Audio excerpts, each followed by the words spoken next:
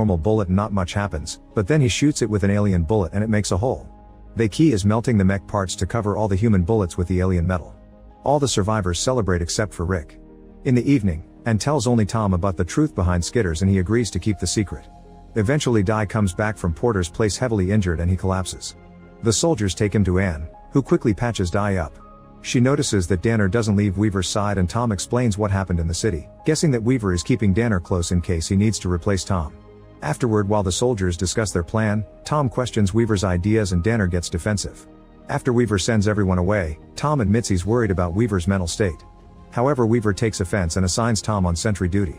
Sometime later, Ann and Lord tell Tom that they checked Weaver's sleeping medicine and discovered it's the kind that may affect his brain if he takes too much. They definitely think Weaver is behaving like an addict and it could get worse. Tom goes to confront Weaver, who again gets offended and orders Danner to lock Tom up. At the lab, John has a bunch of people making bullets, including Matt. Weaver asks John to make him extra bombs, and John warns him that with the materials he has, there won't be much time between lighting them and the explosion. Meanwhile, Ben helps Scott with the radio and hears some static that hurts his brain, but Scott can't hear it so Ben keeps it secret. After Scott leaves, Rick joins Ben and tells him he's scared because he knows he's changing too. Sometime later, Hal and Margaret come back from scouting and tell Weaver they saw signs of Skitters and mechs, but Weaver decides to continue with the mission anyway. Jimmy tells the duo about Tom and offers his help to rescue him.